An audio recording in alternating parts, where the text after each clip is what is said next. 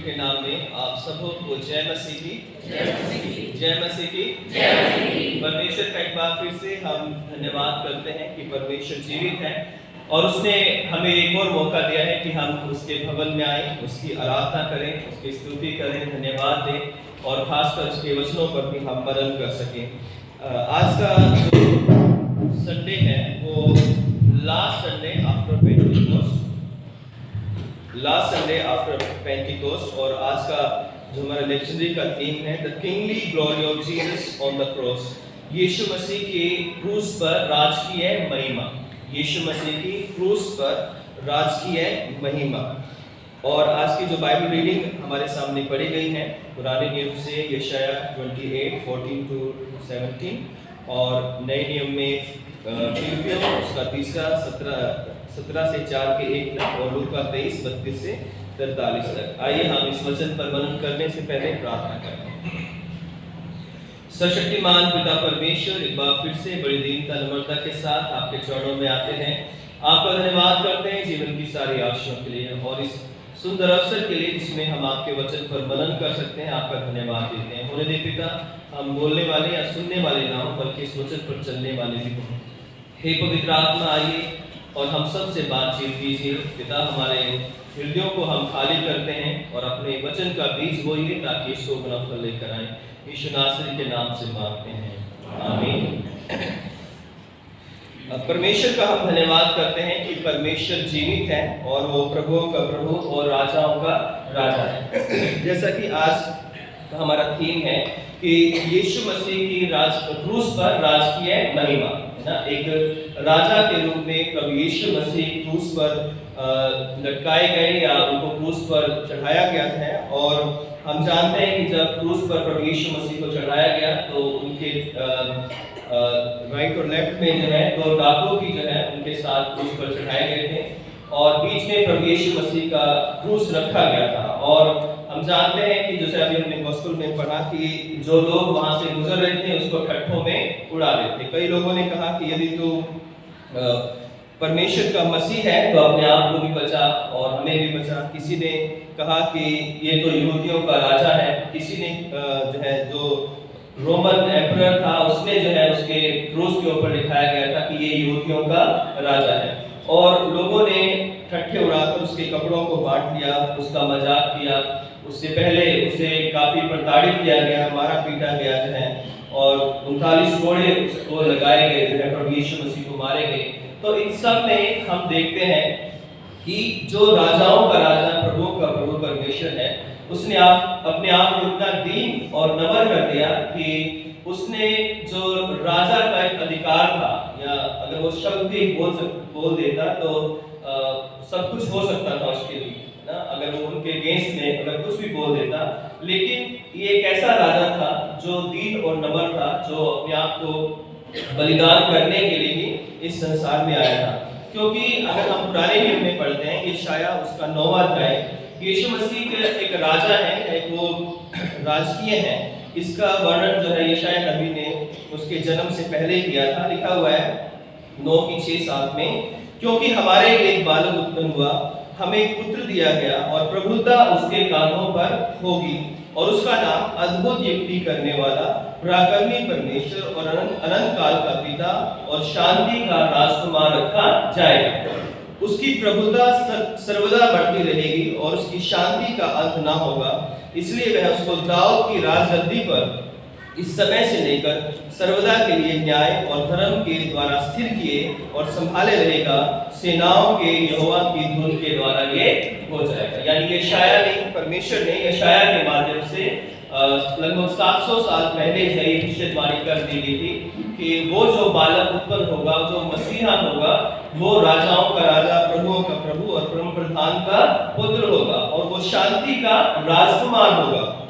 और दाऊद की जो राजगद्दी है वह उस पर सदा के लिए न्याय और जो न्याय है उसको स्थिर करेगा, शांति और धर्म को वो स्थिर करेगा और परमेश्वर के द्वारा ये सब कुछ हो जाएगा। यानी बहुत साल पहले यीशु मसीह को राजा के रूप में उसकी भविष्यवाणी कर दी गई है। लूका उसके पहले अध्याय में भी जब हम देखते हैं, जब फरिश्ता जो है मरियम के पास आता है और उसे कहता है अगर हम 32वीं आयत पढ़ें, पहला अध्याय लूका का 32 और 33 लिखा है, वह महान होगा और परम प्रधान का पुत्र कहलाएगा और प्रभु परमेश्वर के पिता दाऊद का सिंहासन उसे देगा और वह याकूब के घराने पर सदा राज्य करेगा और उसके राज्य का कभी अंत नहीं होगा। यानी जो यशायाह ने भविष्यवाणी की थी उसके अनुसार ही जो है हम देखते हैं कि फरिश्ते ने भी आकर, जो परमेश्वर की ओर से भेजा गया था, आकर मरियम को बताया कि जो बालक उत्पन्न होने वाला है वो बहुत ही महान होगा, वो परम प्रधान का पुत्र कहलाएगा और प्रभु परमेश्वर उसके पिता दाऊद का सिंहासन उसे देगा जो है और याकूब के घराने पर सदा राज्य करेगा। यानी प्रभु यीशु मसीह ऐसा राजा है, ऐसे राजा है जिनका राज्य 10 साल, 20 साल, 30 साल का नहीं है, बल्कि उनका राज्य हमेशा का राज्य है। अगर हम पुराने नियम में राजाओं को पढ़ें तो उनका एक टाइम पीरियड था, किसी ने 10 साल राज्य किया, किसी ने 5 साल, किसी ने 2 साल, किसी ने 1 महीने, किसी ने 2 महीने, अगर हम राजाओं के इतिहास की पुस्तकों को पढ़ें। लेकिन यीशु मसीह का जो राज्य होगा वो सदा काल का होगा जो है। तो जब हम आज का जो गॉस्पेल रीडिंग हमने पढ़ी है उसमें हम देखते हैं कि एक राजा जो है वो क्रूस पर चढ़ाया गया है, उसका मजाक उड़ाया जा रहा है, उसको ठट्ठों में उड़ाया जा रहा है और वो राजा जो है वो किसी के अगेंस्ट जो है कुछ भी बोल नहीं रहा है। वो बड़ी दीनता और नम्रता के साथ जो है वो उन सब बातों को सह रहा है और उनको शापित कहने के बजाय या उनके ऊपर क्रोध करने के बजाय ये जो राजा है पिता से प्रार्थना कर रहा है कि हे पिता, इन्हें क्षमा कर क्योंकि ये जानते नहीं कि ये क्या करते हैं। तो ये ऐसा राजा है जो क्रूस पर अपनी महिमा को प्रकट कर रहा है और यीशु मसीह की जो असली महिमा है पृथ्वी पर, स्वर्ग में जो असली महिमा हुई वो क्रूस पर हुई। अगर हम यूहन्ना 17वां अध्याय पढ़े तो यीशु मसीह पिता से प्रार्थना करते हैं कि अब वो घड़ी आ चुकी है जिसमें तू पुत्र की महिमा कर। जैसे पुत्र ने तेरी महिमा की है वैसे ही पुत्र के द्वारा, परमेश्वर के द्वारा पुत्र की महिमा हो जाए। वो कहता है कि अब वो घड़ी आ चुकी है। कौन सी घड़ी? जो क्रूस पर उसे चढ़ाया जाएगा। तो क्रूस पर जो है प्रभु यीशु मसीह की जो राजकीय महिमा है वो प्रकट होती है। तो जब हम प्रभु यीशु मसीह को राजा के रूप में देखते हैं तो राजा जो है, जैसे मैंने बताया कि ये दीन और नम्र राजा है, तो और इसका जो राज्य है वो पृथ्वी का नहीं परंतु उसका राज्य स्वर्ग का है। अगर हम यूहन्ना उसका 18वां अध्याय पढ़ते हैं या हम लूका उसके 23 के पहली आयत पढ़ते हैं, पहली दूसरी लिखा है 23 पढ़ते, लूका 23 कि तब सारी सभा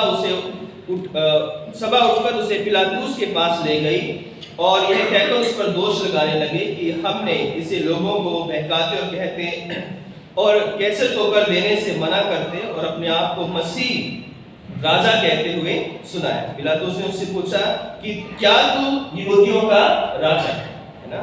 उसने उससे उत्तर दिया कि तू आप ही कह रहा है ना। यूहन्ना, अगर यूहन्ना हम पढ़ें तो इसमें थोड़ा सा और इस बात को डिटेल किया गया है। अगर हम यूहन्ना उसका 18वां अध्याय पढ़ें और उसकी 33 आयत में पढ़ें, यूहन्ना 18:33 से आगे लिखा कि तब पिलातुस फिर किले के भीतर गया और यीशु को बुलाकर उससे पूछा, क्या तू यहूदियों का राजा है?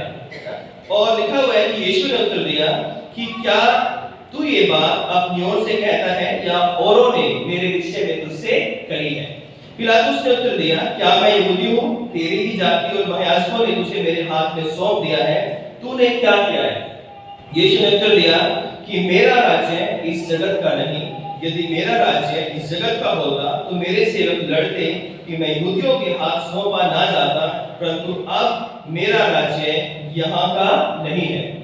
पिलातुस ने उससे कहा, तो क्या तू राजा है?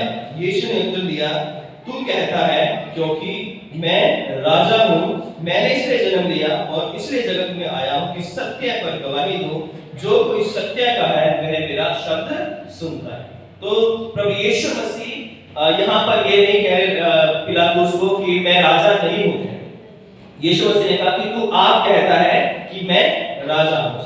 और फिर प्रभु यीशु मसीह ने अपने राज्य को एक्सप्लेन किया कि मेरा राज्य जो है वो इस पृथ्वी का नहीं परंतु वो राज्य स्वर्ग का है। और स्वर्ग का जो राज्य है उसमें वो लोग प्रवेश करते हैं जो उस प्रभु यीशु मसीह पर विश्वास करते हैं। तो दूसरी बात, पहली बात देखते हैं कि हम उसका राज्य जो है पृथ्वी का नहीं है। दूसरी बात कि प्रभु यीशु मसीह क्रूस के ऊपर एक राजा के रूप में उनको एक राजा के रूप में उन्हें क्रूसीफाई किया गया, क्रूस पर चढ़ाया गया। लूका में अगर हम वापस जाते हैं तो इन्हीं 2-3 8-10 आयतों में है प्रभु यीशु मसीह को बार-बार राजा के रूप में प्रकट किया गया है। अगर हम 37 आयत पढ़ें तो लिखा है कि तू यहूदियों का राजा है तो अपने आप को बचा।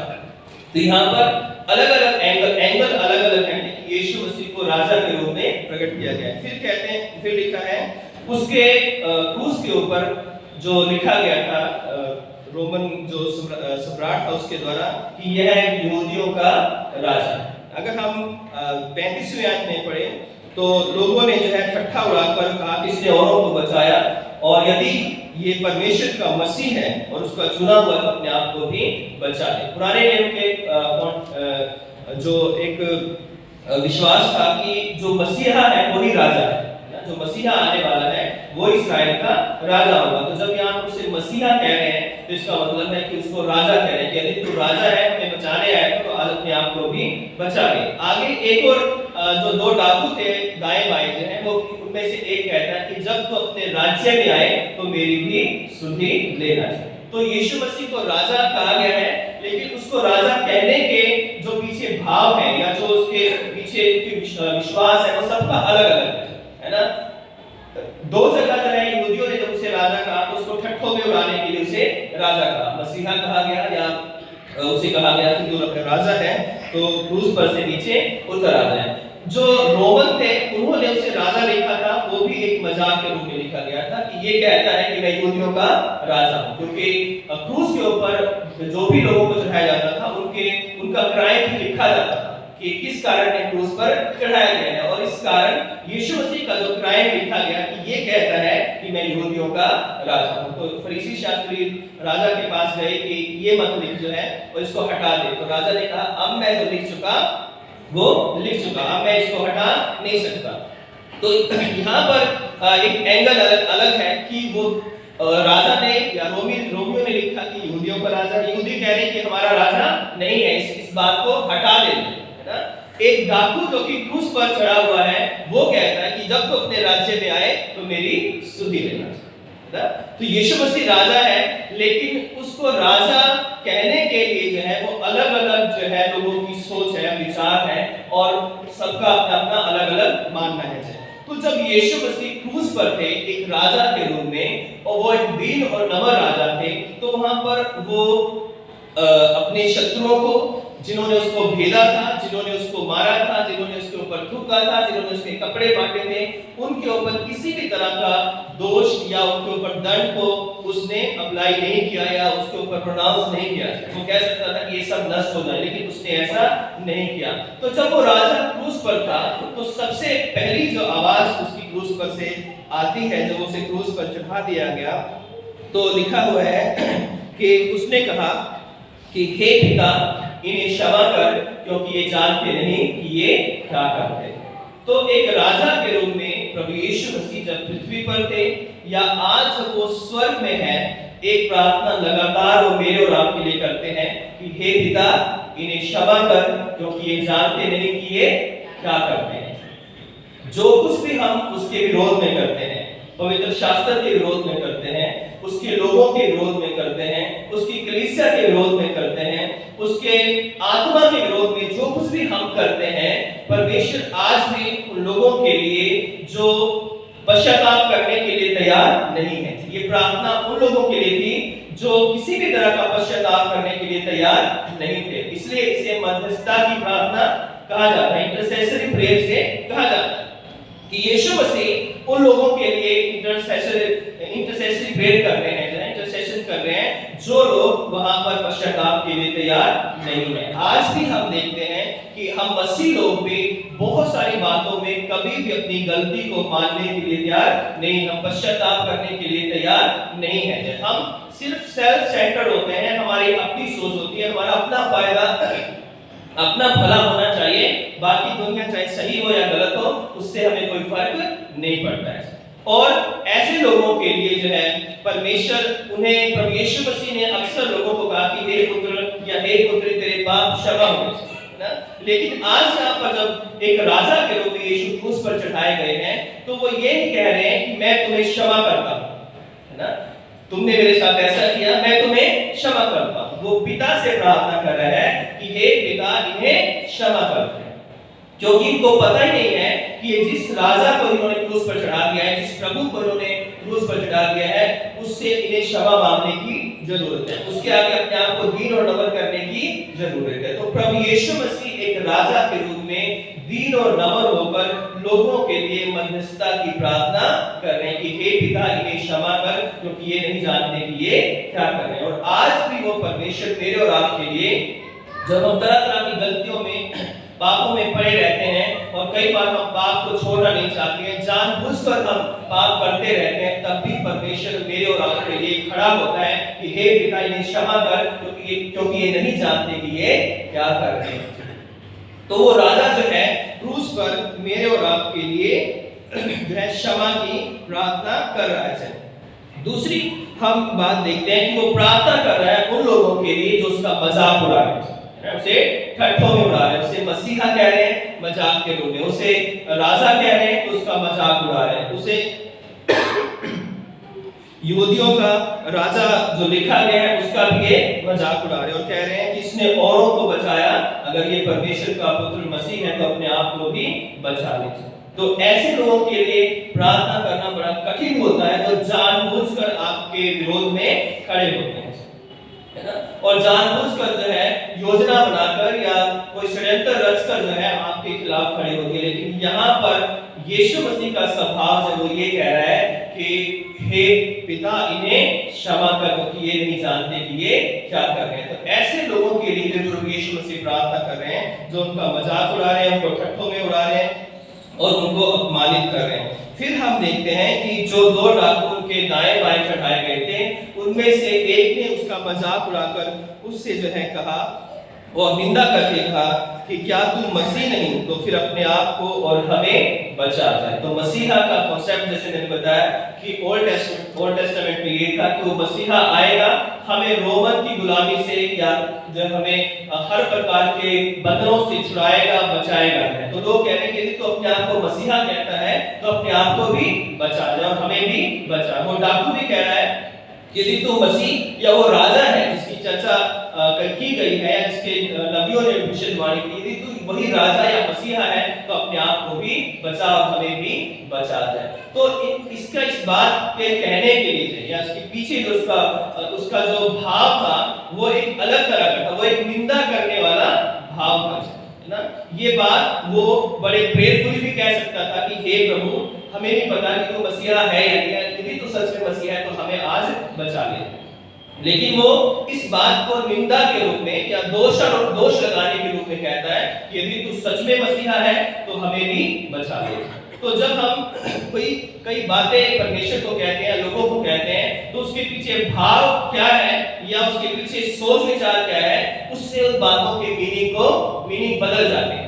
अगर सच्चे मन से कोई अच्छी कड़वी बात भी की गई हो या अच्छे भाव से वो कड़वी नहीं लगती है, लेकिन अगर रसगुल्ला भी आप किसी को खिला रहे हो और साथ में उसकी बुराई भी कर रहे हो, निंदा भी कर रहे हो, तो उसके मुंह के अंदर से नहीं जाएगा, वो वही उगल देगा, है ना, कि तुम ये क्या बात कह रहे हो। एक तरफ तो मुझे बड़ा सा रसगुल्ला खिला रहे हो, ऊपर से ये बात कह रहे हो, तो वही वो उसको उगल देगा, उसको बचा नहीं पाएगा। इतना ही आपने उसको डबल ट्रिपल जो शुगर की लेयर लगाई हो, लेकिन वो उसको निगल नहीं पाएगा क्योंकि उसके पीछे भाव सही नहीं है। तो कोई भी जब बात की जाती है उसके भाव सही होना बहुत ही जरूरी है। सच्चाई भी अच्छे भाव के साथ बोली जानी चाहिए, है ना। और कई ऐसे लोग हैं झूठ भी इतने अच्छे भाव से बोलते हैं कि वो सच को भी कई बार फेल कर देते हैं। झूठ भी इतना अच्छा लोगों को लगने लग जाता है कि इतने अच्छे भाव से वो झूठ को बोलते हैं, बार-बार बोलते हैं कि दूसरा व्यक्ति सोचता है कि ये तो बहुत ही सच है बोल रहा है ना। तो किसी भी बात को बोलने का, तो यहाँ पर एक डाकू जो है वो अपने निंदात्मक भावना से यह बातों को बोल रहा है, और जब वो निंदात्मक बातों से यीशु मसीह को मसीहा कह रहा है तो उसको मसीह कहने का कोई फायदा उसे नहीं मिला है ना। अगर हम सच्चे मन से यीशु मसीह को मसीहा नहीं मानते और मसीह मसीह प्रभु प्रभु करते रहते हैं, तो उसका प्रभु प्रभु करना कोई फायदा नहीं है। क्योंकि प्रभु यीशु मसीह ने साफ ही कहा है कि जो मुझे हे प्रभु कहते हैं, उनमें से हर एक स्वर्ग के राज्य में नहीं जा सकता। तो यहाँ पर ये जो डाकू था जो है वो प्रभु यीशु मसीह को दोषारोपण की भावना से जो है उसे वो मसीहा कह रहे हैं। फिर दूसरा जो यहाँ पर डाकू का जो है लिखा हुआ है कि दूसरे ने उसे डांट कर कहा कि क्या तू परमेश्वर से भी नहीं डरता, तू भी तो वही दंड पा रहा है ना। तो ये दूसरे डाकू का जो भाव था वो अलग था, वो क्रूस पर लटका हुआ है, उसे पता है कि मैं थोड़ी देर में मरने वाला हूँ, लेकिन उसकी जुबान पर परमेश्वर का नाम था। वो उसको कह रहा है कि तुझे अभी परमेश्वर से डरना चाहिए, क्या तू परमेश्वर से नहीं डरता, है ना। और वो कह सकता था कि हाँ भाई हाँ, तू बहुत बड़ा सही कह रहा है। क्योंकि अक्सर समाज में या घरों में, कलीसियाओं में या कहीं भी हम देखते हैं कि लोग गलत की हाँ में हाँ बड़ी अच्छे से मिला देते हैं। उसने ये कह दिया, उसने ऐसा कर दिया, हाँ भाई हाँ आप जो है बिल्कुल ठीक है। मुझे भी 5 साल पहले वाली बात जो है याद आ गई, मुझे भी 10 साल पहले वाली बात याद आ गई, है ना। तो हम गलत के साथ एकदम से एग्री होते हैं, है ना, बिना सोचे समझे इस गलत व्यक्ति या गलत बात कोई कह रहा है, उसका क्या मायने है, क्या उसका अर्थ है, क्या उसका फायदा है, क्या उसका नुकसान है, क्या जिस व्यक्ति के बारे में क्या कह रहा है, क्या उसकी इमेज है, क्या नहीं है। लेकिन हम हाँ में हाँ बहुत जल्दी मिला देते हैं। लेकिन ये डाकू, बेशक इसे डाकू कहा गया है, इसे क्रिमिनल कहा गया है, इसे बुरा व्यक्ति कहा गया है, लेकिन क्रूस पर चढ़ने के बाद इसे ये एहसास हुआ कि नहीं, हमने जो किया हम उसका ठीक फल पा रहे हैं। लेकिन जो हमारे सामने व्यक्ति या यीशु नासरी जो चढ़ा हुआ है क्रूस के ऊपर, इसने कोई ऐसा गलत काम नहीं किया जिसे इसे क्रूस पर चढ़ाया जाना चाहिए। अक्सर अच्छे लोगों को या अच्छे परमेश्वर के दास दासियों को, परमेश्वर के चुने हुए, अगर हम इतिहास को पढ़ें चाहे जितने भी लोग थे, चाहे मार्टिन लूथर था या अन्य अनेक लोग थे, साधु सुंदर सिंह थे, जितने लोग सच्चाई के रास्ते पर चले उन्हें क्रूस पर चढ़ाने का प्रयास किया गया या उन्हें चढ़ा दिया गया। तो यीशु मसीह भी एक उदाहरण है कि जब आप सच्चाई के रास्ते पर चलोगे तो आपको क्रूस पर चढ़ा दिया जाएगा। तो यहाँ पर हम देखते हैं कि वो व्यक्ति जो कि डाकू था, पहले ने तो निंदा की, दूसरे ने जो है उससे कहा और हम तो अपने न्याय अनुसार दंड पा रहे हैं, क्योंकि हम अपने कामों का ठीक फल पा रहे हैं। जैसा हमने किया वैसा ही हमें फल मिल गया है, क्योंकि जो कुछ हमने बोया आज हम वही काट रहे हैं। लेकिन यीशु मसीह ने तो भलाई, प्रेम, क्षमा, चंगाई, लोगों के लिए लोगों को खाना खिलाना, बहुत सारे काम किए, लेकिन आज इसके साथ सही नहीं हो रहा है। तो फिर वो कहता है कि हे यीशु, जब तो अपने राज्य में आए तो मेरी सुधि लेना। जब तो अपने राज्य में आए, तो क्रूस पर प्रभु यीशु से चढ़े हुए हैं और उस डाकू को पता है कि थोड़ी देर में मैं भी मरने वाला हूँ और ये यीशु भी जो है थोड़ी देर में मर जाएगा। लेकिन उसका विश्वास देखिए कि उसे पता नहीं पवित्र आत्मा ने कैसा उसे उसी वक्त उसे ज्ञान दिया या उसको ये समझ दी कि ये व्यक्ति जो हमारे सामने क्रूस पर चढ़ा हुआ है, इसका राज्य जो है सिर्फ क्रूस तक नहीं है, क्रूस के बाद भी इसका एक बहुत बड़ा राज्य है ना। उसका ये विश्वास कि यीशु मसीह की जो लिमिट है वो सिर्फ क्रूस तक नहीं है, या एंड जो यीशु मसीह का क्रूस तक नहीं है, क्रूस के बाद भी यीशु मसीह के पास कुछ है। तो उसने उससे कहा कि हे यीशु, जब तुम अपने राज्य में आए तो मेरी भी सुधि लेना चाहिए। कितना बड़ा विश्वास हम उसका देखते हैं कि मर रहे आखिरी मोमेंट में, आखिरी समय में है, और वो यीशु से कह रहा है कि हे यीशु, जब तो अपने राज्य में आए तो मेरी भी सुधि लेना चाहिए। पवित्र आत्मा ने उसके जीवन में तभी काम किया और उसने जो है अपने आप को दीन और नम्र किया, विश्वास को बनाए रखा जाए। हालांकि वो मरने वाला था और उसको आगे कोई आशा नहीं थी कि उसका क्या होगा, लेकिन उसने मरते वक्त यीशु मसीह को एक राजा के रूप में स्वीकार किया। जब वो ये कहता है कि जब तू अपने राज्य में, यानी इसका मतलब क्या है कि वो कह रहा है कि तू राजा है और जब तेरा राज्य आए, है ना, तू राजा है और जब तेरा राज्य आए, यानी यीशु मसीह का राज्य जो है क्रूस से जो है एक नई शुरुआत होती है, क्रूस से अंत नहीं होता है ना। शैतान ने सोचा कि क्रूस जो है यीशु मसीह के राज्य का अंत है। वो क्रूस पर चढ़ जाएगा तो मेरा काम हो जाएगा। लेकिन क्रूस जो है वो मसीहों के लिए या परमेश्वर के लोगों के लिए, प्रभु यीशु मसीह के लिए एक नए राज्य की शुरुआत है। जब हम क्रूस उठाते हैं, क्योंकि यीशु मसीह ने कहा कि यदि कोई मेरे पीछे आना चाहे तो क्या करे? अपने आप से इनकार करे, अपना क्रूस उठाए और मेरे पीछे चले। जिस दिन वो क्रूस पर या क्रूस अपने ऊपर लेगा तो उस दिन से एक नई शुरुआत उसकी जिंदगी में हो जाएगी। क्रूस उठाना आज विश्वासियों के लिए कोई दंड या कोई पाप का रिजल्ट नहीं है, ना किसी तरह का एक बुराई नहीं है कि आज जो है हम क्रूस उठा रहे हैं, यीशु मसीह के लिए दुख उठा रहे हैं या परेशानियां उठा रहे हैं, सताए जा रहे हैं, हमें ठट्ठों में उड़ाया जा रहा है, हमारा मजाक बनाया जा रहा है, तो हम बड़े ही दुर्भाग्यवान व्यक्ति हैं जब हमारा लक्ष्य अच्छा नहीं है, हम जो है परमेश्वर की तरफ त्यागे गए लोग हैं, हमें सबने छोड़ दिया है। नहीं, जो है आज अगर हम उसके कारण सताए जा रहे हैं, उसके कारण हमने अपना क्रूस उठाया है, अपने घर में, अपने परिवार में, अपने समाज में, अपने देश में, अपनी कलीसिया में यदि कोई व्यक्ति अपना क्रूस उठा रहा है तो उसे आनंदित और मगन होना चाहिए, क्योंकि उसके लिए स्वर्ग में बहुत बड़ा प्रतिफल है। क्रूस उठाना प्रभु यीशु मसीह के साथ अपने आप को आइडेंटिफाई करना है, हम उसके साथ जुड़ जाते हैं, क्रूस में हम उसके साथ जुड़ जाते हैं। इसलिए वो कहता है कि यदि तुम मेरे पीछे आना चाहते हो तो यीशु मसीह आज कहां पर है? वैसे तो सारी पृथ्वी पर है, लेकिन आज वो पिता के दाहिने हाथ पर बैठे हो, स्वर्ग के राजा है। तो यदि कोई मेरे पीछे आना चाहे, मतलब यदि कोई मेरे पीछे स्वर्ग में आना चाहता है तो पृथ्वी पर उसे क्या करना पड़ेगा? क्या करना पड़ेगा? अपना क्रूस उठाना पड़ेगा। तो जब हम पृथ्वी पर क्रूस उठाएंगे तो स्वर्ग के रास्ते पर हम बढ़ते जाएंगे। यदि हम यहाँ पर क्रूस नहीं उठाएंगे तो स्वर्ग में भी हमें जो है रास्ता नहीं मिलेगा। तो ये जो व्यक्ति था, ये डाकू जो था, वो ये बात स्वीकार कर रहा है कि यीशु मसीह का राज्य आने वाला है और वो राजा है, और जब वो अपने राज्य में आएगा तो कम से कम मेरी देह तो नाश हो रही है लेकिन मेरी आत्मा नाश होनी नहीं चाहिए। आज हम अपनी देह के लिए ज्यादा फिक्रमंद हैं, आज अपनी देह को जो है हम ज्यादा इंपॉर्टेंस दे रहे हैं। देनी चाहिए, परमेश्वर ने इस देह को बनाया है, लेकिन हम ये याद रखें कि देह का जो है हमारी बॉडी है वो समय के साथ परिवर्तित होती जाती है, लेकिन आत्मा हमारी समय के साथ और परमेश्वर में मजबूत और तरोताजा होती जाती है। शरीर ढलता है, आत्मा बढ़ता है।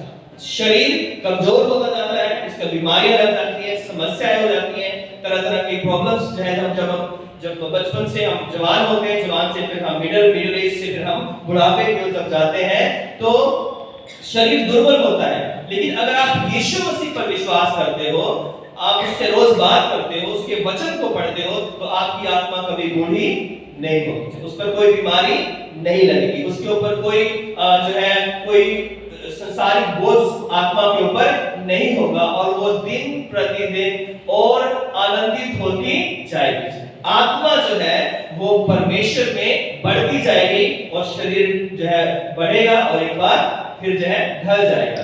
तो इसलिए ये जो व्यक्ति था वो अपने यीशु मसीह को उस समय अपनी आत्मा का राजा बना रहा है कि हे यीशु, जब तू अपने राज्य में आए, तो यीशु मसीह को कह रहा है कि जब मैं मर जाऊं और आप भी जरा इस क्रूस पर मर जाओ तो उसके बाद भी आप जीवित रहोगे, आप राजा ही रहोगे, तो मेरी आत्मा की क्या करना? सुधि लेना। तो आज जब हम कई बार मेरी और आपकी प्रार्थनाएं होती हैं, मैं भी इसमें शामिल हूं, आप भी, कि हमारी प्रार्थनाएं लिमिटेड होती हैं, हमारी प्रार्थनाएं संसार की होती हैं, दुनिया की होती हैं, दुनियादारी की होती हैं कि हमें ये मिलना चाहिए, हमारे पास ये होना चाहिए, हमें चंगाई मिल जाए, हमें ये मिल जाए। लेकिन हमें इसके साथ, ये गलत नहीं है संसार की चीजों के लिए प्रार्थना करना, लेकिन इसके साथ साथ हमें ये भी प्रार्थना करनी चाहिए कि हे परमेश्वर, हमारी आत्मा का उद्धार कर, हमारी आत्मा को बचा, क्योंकि बिना आत्मा के बचाए हुए संसार में हमें सब कुछ मिल जाए, है ना, और हम अपनी आत्मा को खो दें। यीशु मसीह ने कहा कि मनुष्य अगर सारे जगत को प्राप्त करे और अपनी आत्मा की हानि उठाए तो उससे क्या लाभ होगा? उसे कोई भी लाभ नहीं होगा। तो आज मुझे और आपको अपनी आत्मा के लिए प्रार्थना करने की जरूरत है। तो प्रभु यीशु मसीह जो कि राजाओं के राजा हैं, प्रभु के प्रभु हैं, उस व्यक्ति को कहते हैं कि आज ही तू मेरे साथ स्वर्गलोक में होगा जाए। आज ही तू मेरे साथ स्वर्गलोक में होगा जाए। उसका विश्वास, एक ऐसे व्यक्ति पर उसने विश्वास किया जिसके सिर के ऊपर कांटों का ताज रखा हुआ है, हाथ कीलों से झुके हुए हैं, गर्दन शायद झुकी हुई है ना, पूरा बॉडी से जो है ब्लड आ रहा है, पैरों में बड़ी बड़ी कीलें ठोकी गई है और उनके बीच में टांगा गया है, लटकाया गया है। और उस व्यक्ति को वो डाकू कहता है कि जब तू अपने राज्य में है तो मेरी स्तुति लेना। और वो व्यक्ति यानी यीशु नासरी, वो परमेश्वर यीशु नासरी से कहता है कि आज ही तू मेरे साथ स्वर्गलोक में होगा। तो उस व्यक्ति ने यीशु मसीह पर, उसके आत्मिक राज्य पर, जिसकी बात यीशु मसीह ने की कि मेरा राज्य संसार का नहीं, मेरा राज्य स्वर्ग का है ना, तो उस राज्य पर विश्वास किया। और जब उसने उस राज्य पर विश्वास किया तो उसी दिन उसको वो मिला जो बड़े-बड़े लोगों को नहीं मिला, जो बड़े-बड़े राजाओं को नहीं मिला ना, जो बड़े-बड़े अधिकारियों को नहीं मिला।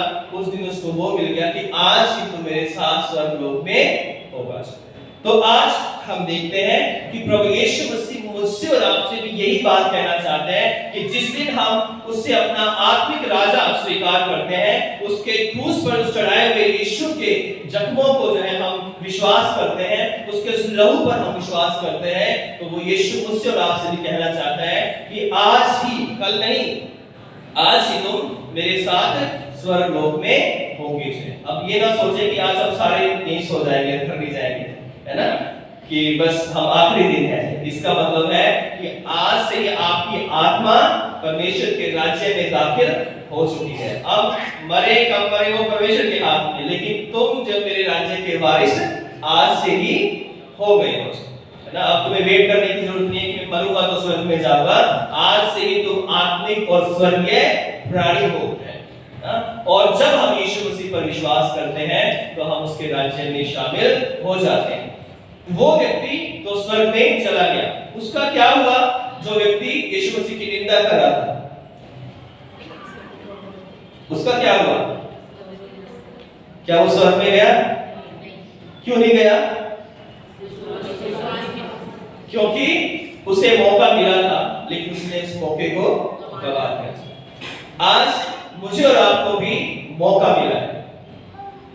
हमें मौका मिला है कि हम यीशु मसीह को अपना राजा बनाएं, उद्धारकर्ता स्वीकार करें और इस क्षण को आखिरी क्षण माने, हर क्षण को आखिरी क्षण माने कि प्रभु ये मेरा आखिरी दिन है, मेरा आखिरी क्षण है, मुझे अपने राज्य में जगह देना चाहिए।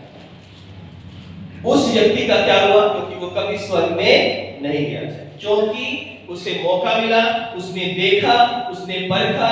दूसरे डाकू ने प्रार्थना की उसके सामने, यीशु ने उससे कहा कि तू मेरे साथ स्वर्गलोक में होगा। उसके बावजूद भी उसने एक बार भी अपनी गलती नहीं मानी कि अगर ये डाकू जो है मेरा साथी जो है, अगर प्रभु यीशु मसीह पर विश्वास कर सकता है, जबकि ये भी मर रहा है, वो भी मर रहा है, मैं भी मर रहा हूँ, जब ये विश्वास की बात कर सकता है तो क्या मैं भी तो कर सकता हूँ? मैं भी तो क्षमा मांग सकता हूँ, मैं भी तो कह सकता हूँ कि प्रभु मुझे क्षमा कर, मेरे से गलती हो गई और मैं ऐसा कहना नहीं चाहता था, मैंने दर्द में या गुस्से में इस बात को बोल दिया। लेकिन उसने कभी पश्चाताप नहीं किया, कभी उसने इस बात को रियलाइज नहीं किया। यीशु मसीह 9 बजे से सुबह और 3 बजे तक क्रूस पर लटके रहे और पहला शब्द यीशु मसीह ने पिता ने क्षमा कर जो है ये कहा था, और उस शब्द से लेकर आखिरी शब्द तक जो है कि हे पिता, मैं अपनी आत्मा तेरे हाथों में समर्पित करता हूं। इसके बीच में उसके पास 6 घंटे थे, 9 बजे से लेकर 3 बजे तक। लेकिन 6 घंटों में बहुत कुछ बदल गया।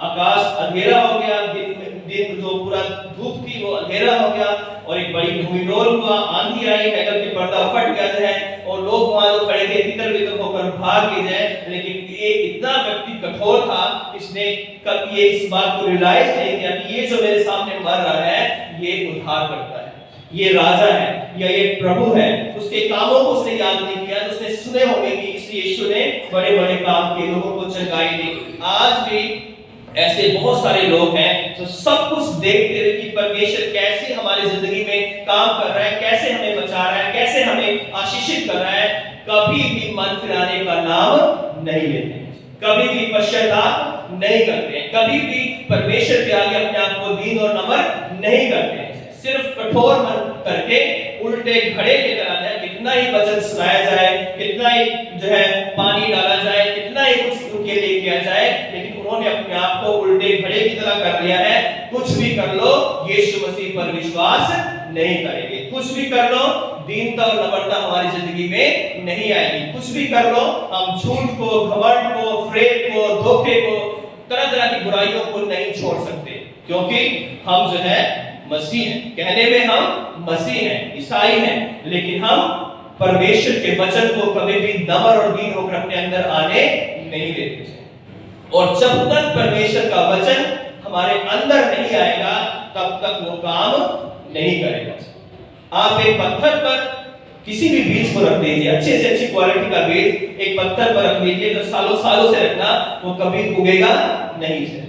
जब तक वो एक नरम भूमि के अंदर नहीं जाएगा जिसमें नमी हो, तब तक वो, चाहे उसका सीजन हो या उसका सीजन ना हो जाए, वो बीज कभी फल नहीं ला सकता।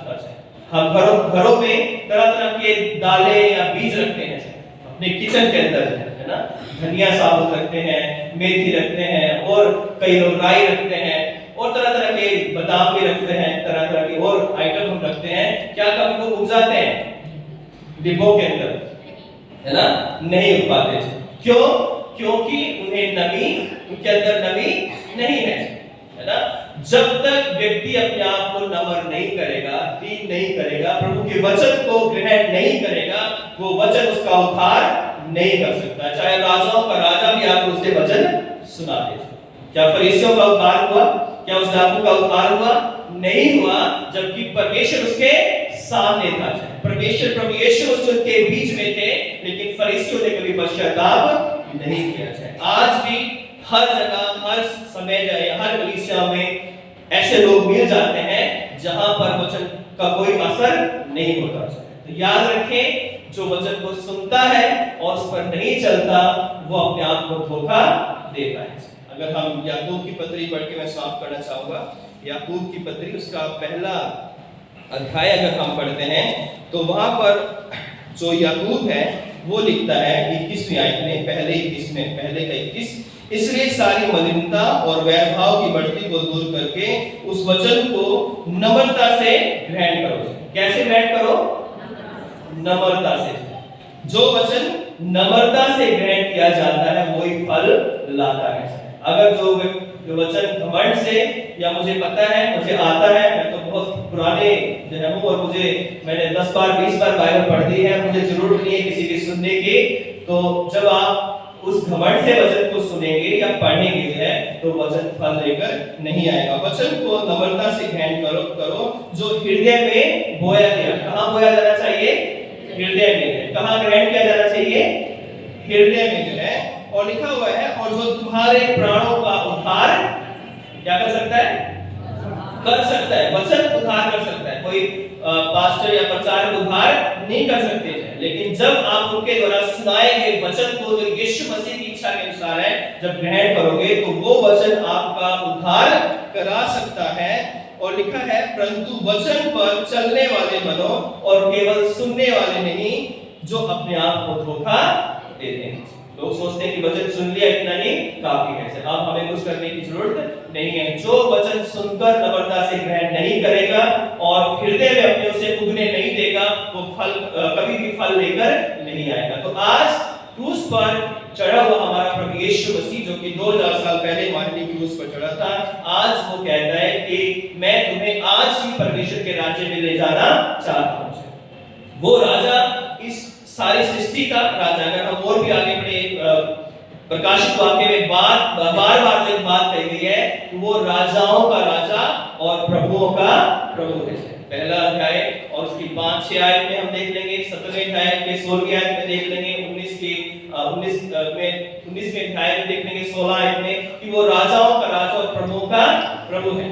तो आज वो राजाओं का राजा, प्रभुओं का प्रभु मुझसे और आपसे चाहता है कि जब आप उसको राजा कहते हो तो उसके राज्य को स्वीकार भी करो जाए, उसके राज्य को अपने अंदर भी आने दो जाए। या हम कहते हैं कि वो हमारा राजा है, हमारा राजा है, लेकिन उसकी बात कोई भी स्वीकार ना करेंगे। सिर्फ मुंह से उसे राजा मानने से काम चलने वाला नहीं है। जब तक हम देह, प्राण और आत्मा से उसको राजा नहीं मानेंगे और अपने हृदय रूपी भूमि को नम्र नहीं करेंगे, नरम नहीं करेंगे और उसके वचन को अधिकाई से बसने नहीं देंगे, तो ये जो वचन हमारे लिए कोई फायदे लाने वाला नहीं है, क्योंकि वचन वही फल लाता है जो विश्वास के साथ नम्रता से ग्रहण किया जाता है। आज ये सवाल मेरे लिए और आपके लिए है कि क्या हम वचन को नम्रता और दीनता से ग्रहण करते हैं? क्या हम अपने बाइबल को पढ़ते हैं? क्या हम अपनी बाइबल से या उसके वचन से प्रेम करते हैं?